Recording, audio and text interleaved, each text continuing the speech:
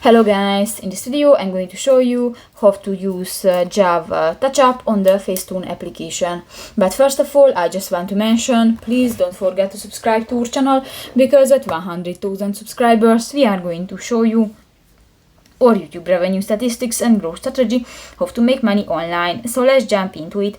First of all, open the application on your device. So just open a project on your device, and new if you want to set the Java.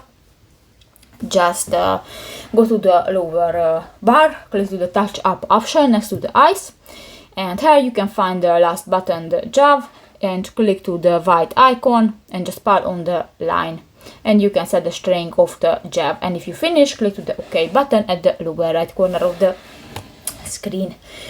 So that's pretty much it for this video, guys. See you in the next one. Bye bye.